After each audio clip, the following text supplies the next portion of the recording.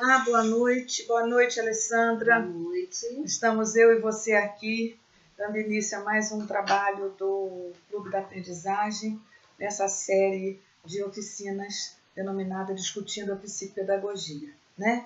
E hoje o nosso tema é o jogo. Nós vamos fazer algumas reflexões a respeito do uso do jogo na psicopedagogia.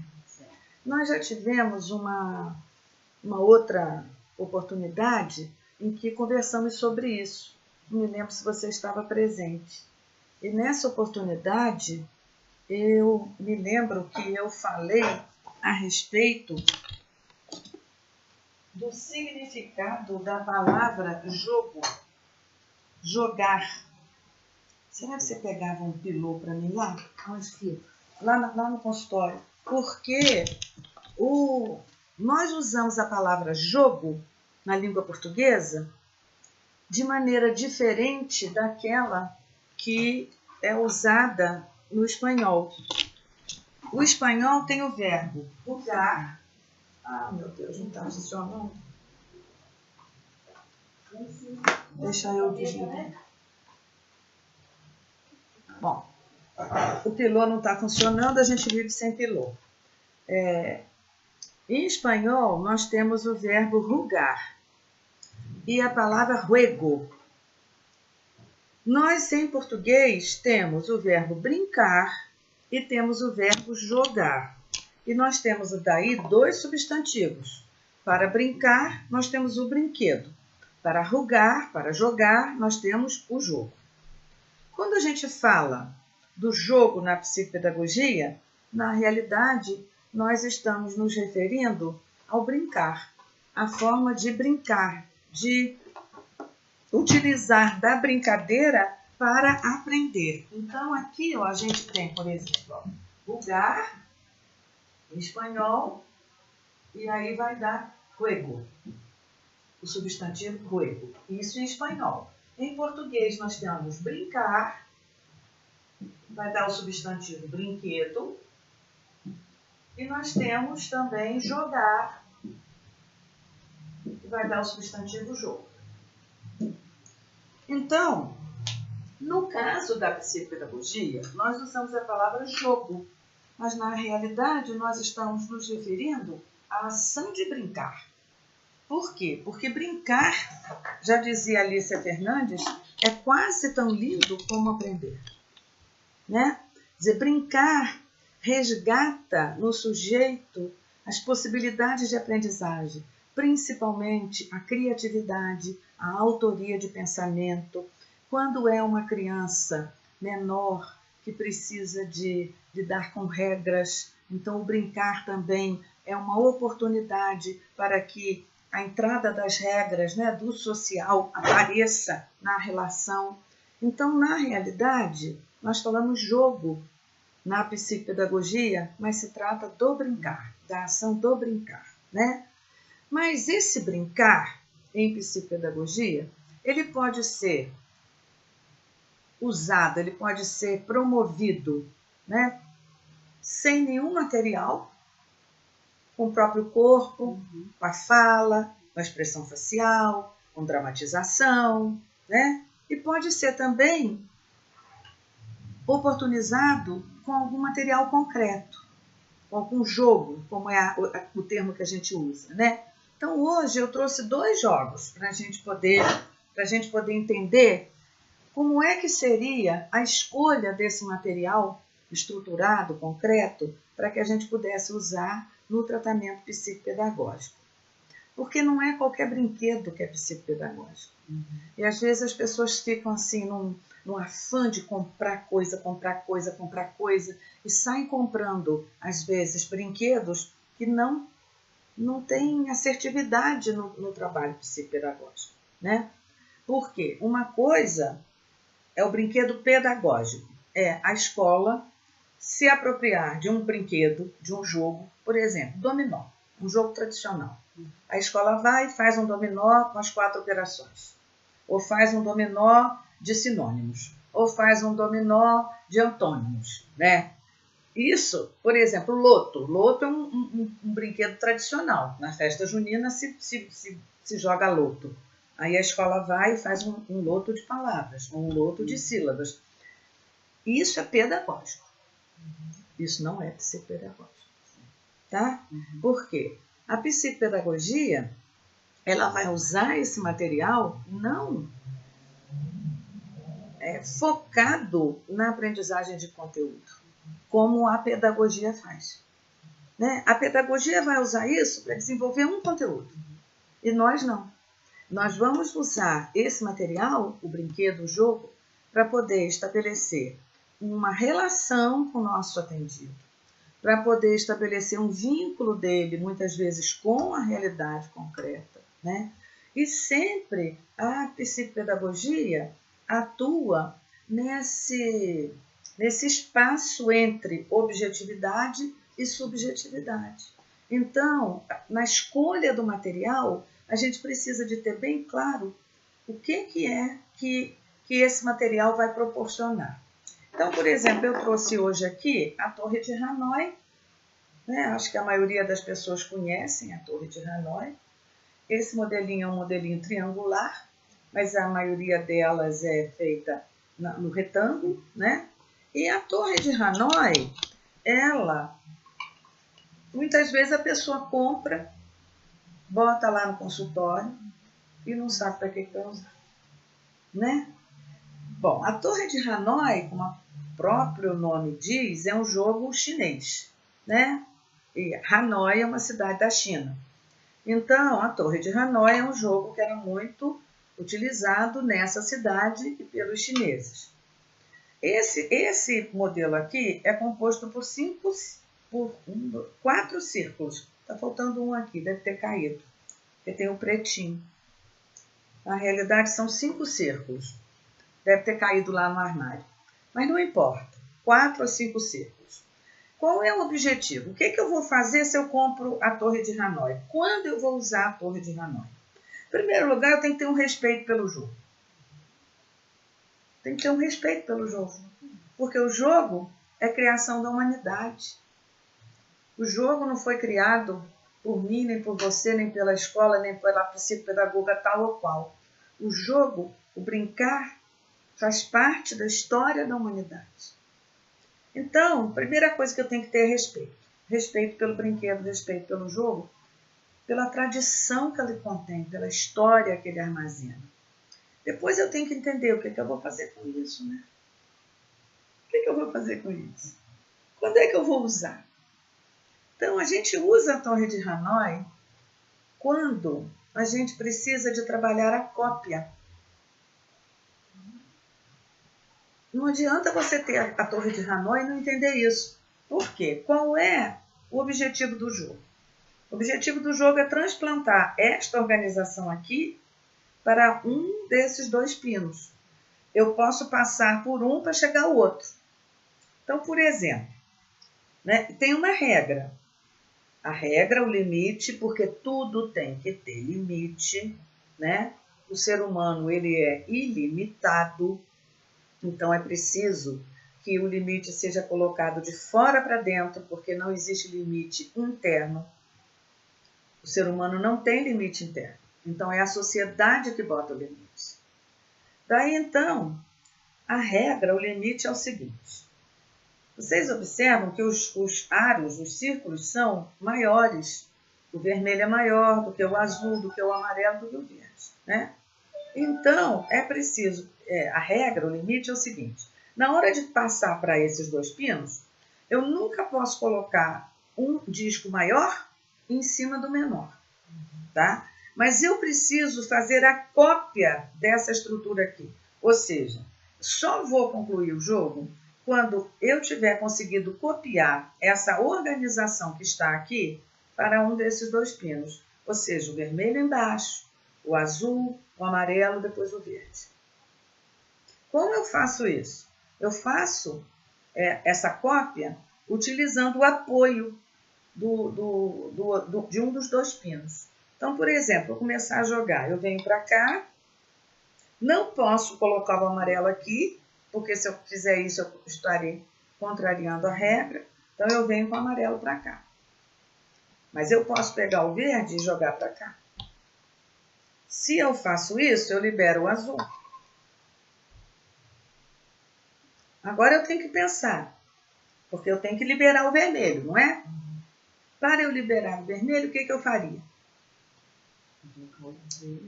O verde é onde? Aonde?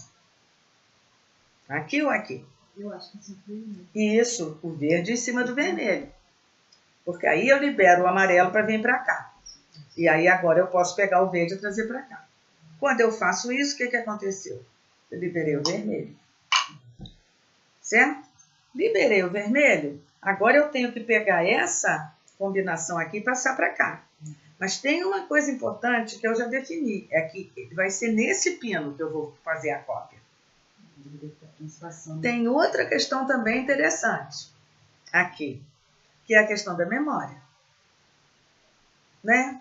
Porque quando você lida com uma pessoa, por exemplo, um idoso que está com a função cognitiva já deficiente, com a memória de trabalho prejudicada, ou mesmo uma criança ou adolescente que tenha algum problema na memória de trabalho, ele pode não se lembrar da regra ou da sequência.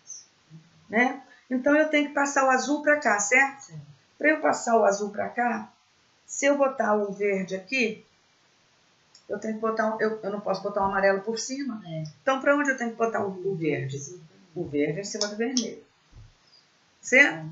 Aí eu desloco o amarelo para cá, jogo o verde para cá e libero o azul. E agora fica fácil, porque agora eu boto o verde aqui, o amarelo aqui e aqui. Fiz a cópia? Fiz a cópia. Né? Olha só que interessante. Eu fazendo a cópia, quando eu faço a cópia, na realidade, eu reproduzi o modelo que estava nesse pino, reproduzi para esse pino, tendo esse como apoio. Por isso tem 3, não é? Que coisa interessante. Porque se você for fazer, por exemplo, a cópia de um desenho, copiar do quadro... Vamos dizer que você faça a cópia do quadro para o caderno. Uma criança, a professora às vezes faz isso. Passa no quadro para o aluno copiar no caderno. E às vezes vem para nós a queixa de que o menino tem dificuldade com isso. Né? Nada mais é do que reproduzir o modelo. É fazer isso aqui. E também tem apoio, tem 2 apoios. Tem, presta atenção, olha, tem um apoio, porque vem do quadro para o caderno, não é? Não é assim? Mas no caderno não tem pauta? Tem. Então, a pauta é o apoio. É como se fosse o outro pino. Né? Agora, essa questão aqui é uma questão interessante de você perceber. Por quê? Porque é tão interessante como você vê uma criança que tem dificuldade de copiar. Não só letra escrita do quadro para o caderno.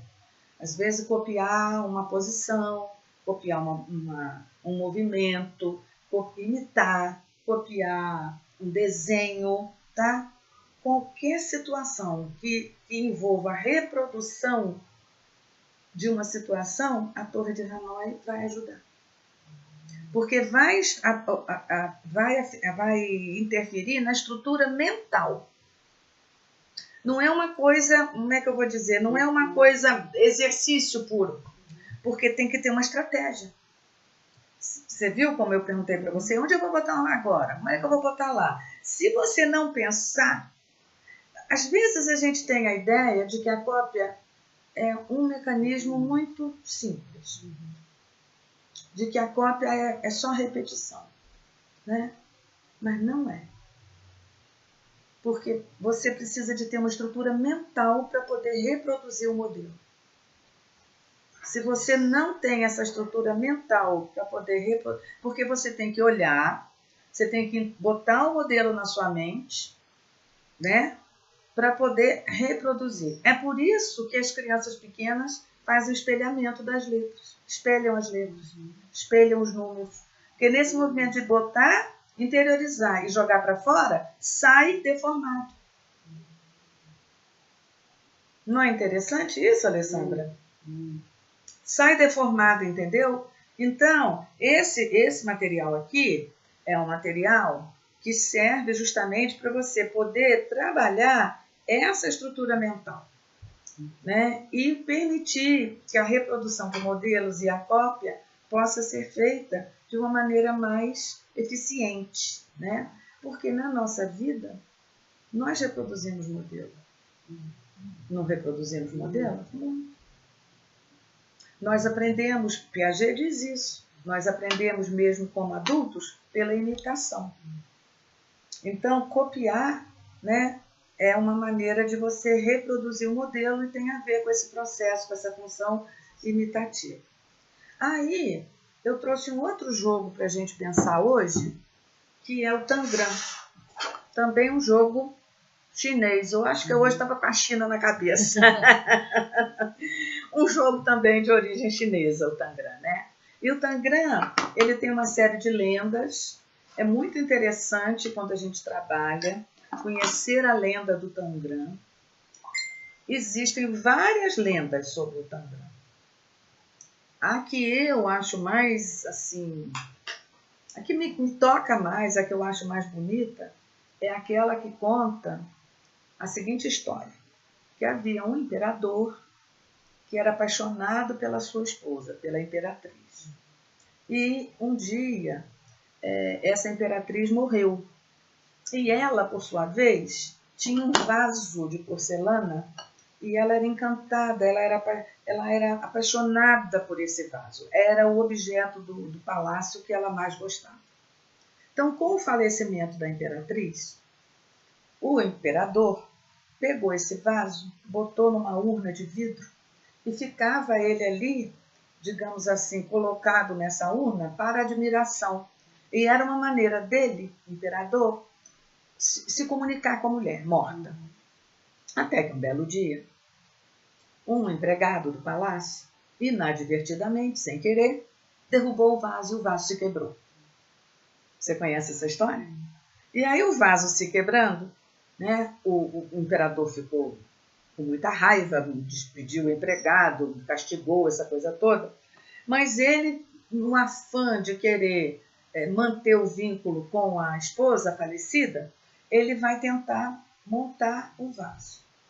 E aí ele passa o resto da vida montando os pedacinhos para formar de novo aquele vaso.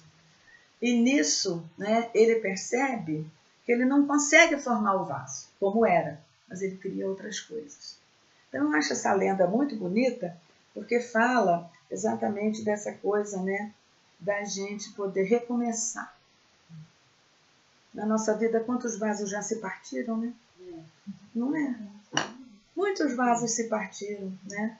E ou a gente fica lamentando, chorando porque o vaso se partiu, ou você vai tentar juntar os cacos, né? E aí, quando você junta os cacos, às vezes você cria outras coisas, né? Por exemplo, mosaicos de louça são feitos de cacos, de cerâmica, de xicrinha, né? Aqueles mosaicos que fazem aquelas mesas tão bonitas.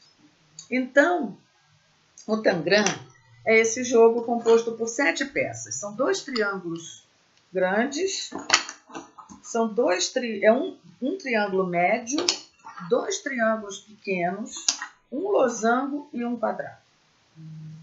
Primeira coisa, para a gente entender, que muita gente não sabe, é que o verdadeiro Tangram é composto por peças que têm a mesma cor dos 2 lados. E ele todo deve ser de uma cor só, como esse. Essa coisa de você ter uma peça de cada cor é invenção posterior, não é assim. O jogo natural não é esse. Tá? E vou explicar por quê. Então, essas peças, e elas devem ser da mesma cor dos 2 lados, por quê? Porque cada peça dessa permite um tipo de movimento. Por exemplo, ó, eu faço um movimento, né? Esse movimento aqui é um movimento, ó, de rotação. Ó, a peça roda em torno dela mesma, tá certo? Ó. E esse movimento aqui, ó, é um movimento de translação. Então, ó, ela vira assim, ela vira assim, ela vira assim. Tá? Bom, isso é uma coisa. Outra coisa é que o Tangram também serve para trabalhar a cópia. Como é isso? Quando você monta uma imagem com um tangram, deixando um espaço entre uma peça e outra. Então, por exemplo, se eu quero fazer um quadrado com os dois triângulos maiores, eu faço. Ó. E se eu tenho dois conjuntos de peças, né? Eu tenho um conjunto de peças e o meu atendido tem um outro conjunto de peças, se eu boto as peças assim, ó, com um espaço entre uma e outra, ele pode identificar quais são as peças e copiar. Agora, se eu boto assim, ó, uma peça agarrada na outra, sem espaço nenhum, fica muito mais difícil para ele copiar. Nunca tinha pensado nisso, mas é isso. É assim. Porque, veja bem, com o tangram, na realidade, qual é a estrutura mental que se trabalha? É análise e síntese. Integração parte e todo. Porque o tangram é constituído por 7 peças. Com essas 7 peças, eu posso voltar a fazer um quadrado. Um quadrado inteiro, só com as 7 peças. Mas eu posso fazer um quadrado também, né? Apenas até com 2 peças. Então, eu vou integrando as partes para formar todos. Então, quando eu trabalho a relação parte e todo, eu estou trabalhando análise e síntese. Então, uma criança que apresenta dificuldade de leitura e escrita, esse é um jogo psicopedagógico excelente. Porque para escrever e ler, é preciso que a criança faça análise e síntese. Porque a palavra é um todo, composto por sílabas, por sua vez são compostas por letras.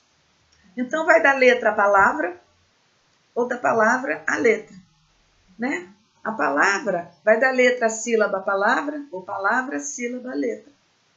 Da palavra você forma a frase, frase você forma texto. Do texto você pode ir a frase, a palavra, a sílaba e a letra. Então, é um ir e vir, é um montar e desmontar. Análise é você partir do todo para a parte. Síntese é a operação mental, de você ir da parte para o todo. Então, o tangram trabalha análise e síntese. E com o tangram, a gente faz cópia, leitura e ditado. Olha que coisa interessante. Sem reproduzir a situação escolar tal qual a professora faz. Leitura, cópia, ditado na sala de aula. Porque aqui a gente está brincando. É isso a isso eu me referi no início dessa oficina. Trabalho psicopedagógico é um trabalho lúdico. Né? Só se liga o tangram à matemática, né? A maioria das pessoas liga o tangram à matemática. E na psicopedagogia, pelo menos como eu trabalho o tangram na questão da leitura e da escrita, porque é integração parte-todo, é análise e síntese, né? E aí, por exemplo, você vai fazer cópia. Como é que você vai fazer cópia? Você dá o modelo do tangram, você dá um modelo com separação entre as peças. Se há uma separação entre as peças, fica fácil identificar qual é, não é? Isso aí é para você fazer a cópia. A leitura você faz quando você dá o modelo sem separação. Então aí, quando você faz o modelo assim, sem separação, a percepção é mais aguçada, tem que ser. Porque eu estou mostrando para vocês isso aqui tridimensional, no tridimensional. Mas imagina se eu tenho isso num modelo impresso, numa folha de papel, como a gente vê muito aí no Pinterest, por exemplo. Se houver a figura for montada sem que a divisão entre as partes fique clara, aí você vai trabalhar a leitura do tangram. Porque a pessoa vai ter que olhar para aquela imagem e identificar quais são as peças. Agora, se você dá um espaço entre uma peça e outra, aí ela vai fazer cópia do tangram. E como seria o ditado? Interessante, né, o ditado? O ditado acontece da seguinte maneira. Você pega uma figura já pronta, ou que você montou, porque com essas 7 peças, você forma uma infinidade de figuras, de animais, de letras, né, de pessoas, enfim, de objetos. Com o tangram, você forma uma infinidade de figuras. Então, você escolhe uma figura. Escolheu essa figura, você dita. Você delimita um pedaço da folha, né, de preferência em papel quadriculado, para que a pessoa possa contar, né? E aí você começa a ditar. Por exemplo, vai colocar o triângulo grande, né, com o lado maior embaixo. Quer dizer, você não mostra, você está ditando. Vai colocar o triângulo, você coloca o triângulo grande, pega um triângulo grande com o lado maior para baixo, né? E o vértice tocando no meio da quantidade de quadrinhos que possui a folha do papel. Então, o que vai acontecer? O sujeito vai ter que desenhar, ele vai ter que desenhar, se é da papel, da régua, da lápis, ele vai desenhar o triângulo exatamente naquela posição. Aí você vai ditar onde ele vai colocar a outra parte.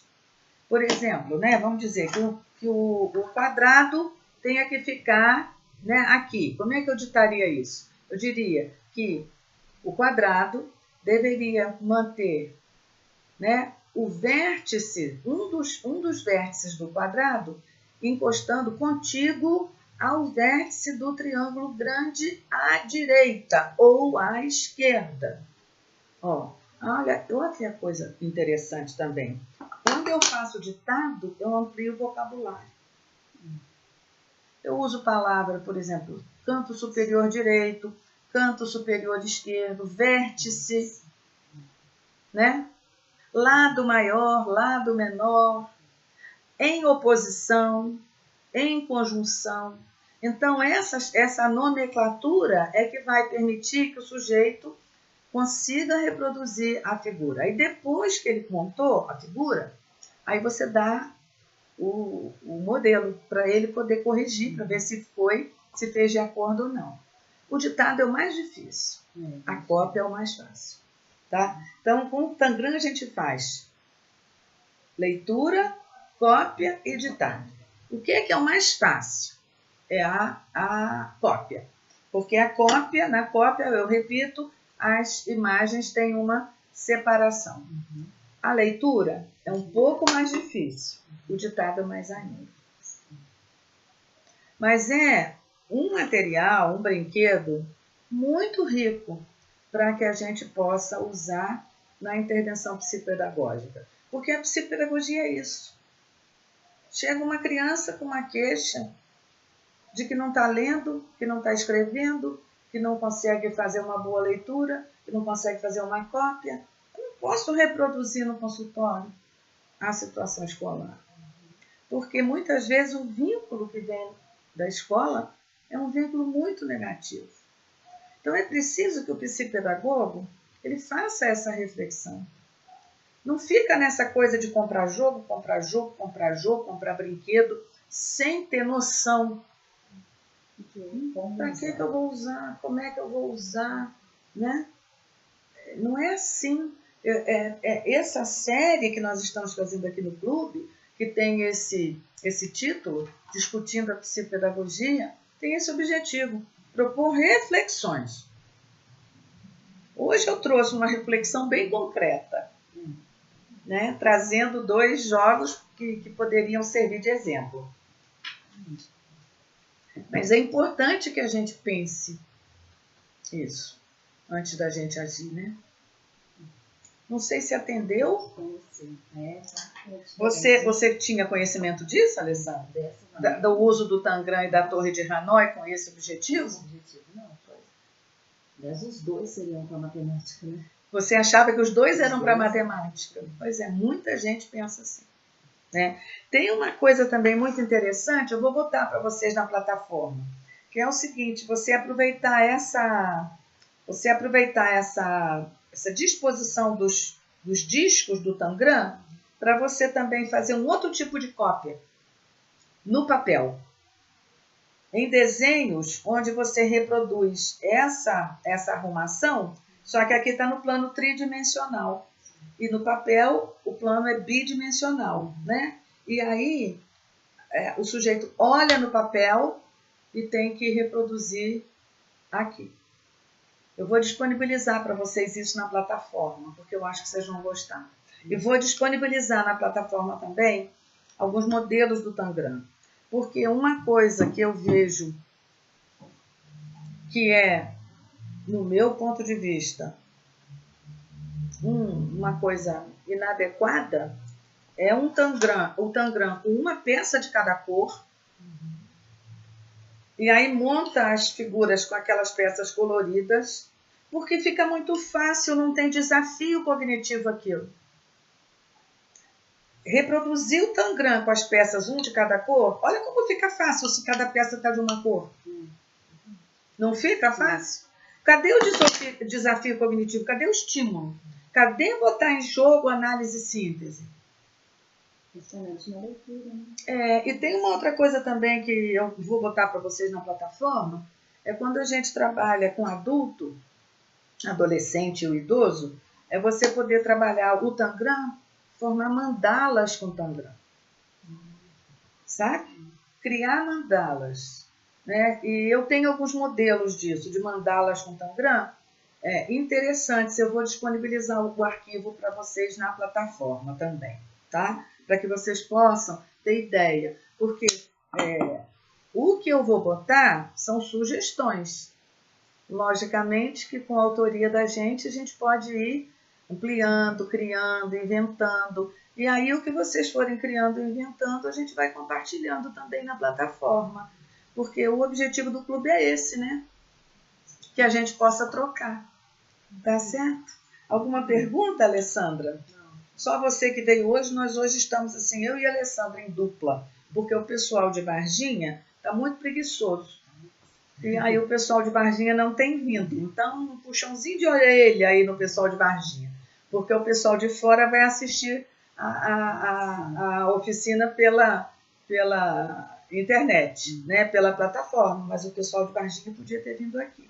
Tá? Um beijo grande para vocês. Até a próxima. Aliás, até amanhã. Amanhã nós temos um encontro no Facebook. Um abraço. Tchau.